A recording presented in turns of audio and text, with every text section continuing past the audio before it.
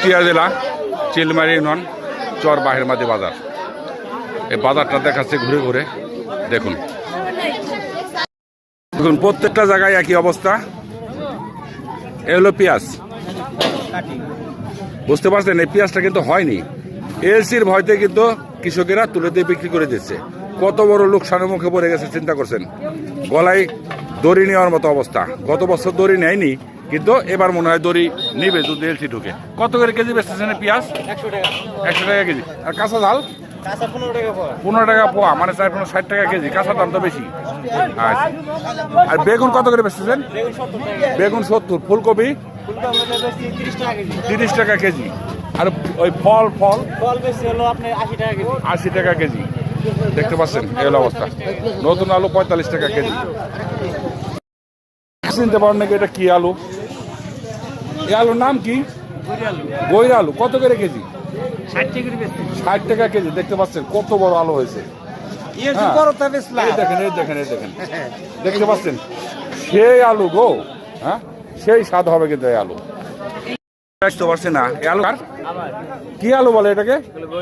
গৈরা আলু বলে না? নিজের জমি না গাছে? গাছে ধরে না আলু। আর এই যে ডিম কি নিজের বাড়ির হাঁসের ডিম?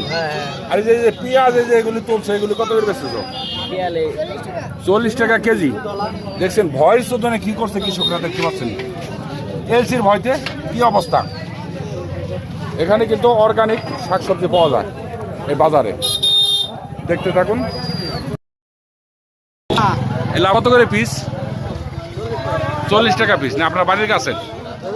বাড়ির গাছের একদম টাটকা।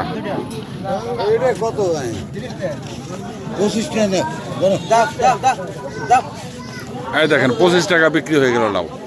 দেখতে পাচ্ছেন তেলের খাজা। এই দেখেন তেলের খাজা। এই তেলের খাজা কত করে সহ গো? 30 টাকা সহ না? ও 30 টাকা সহ। 100 গ্রাম তেলের খাজার দাম 30 টাকা।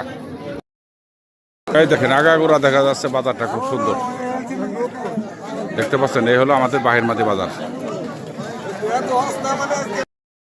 দেশের নিচেরটা জালি আর উপরে গুলা লাউ।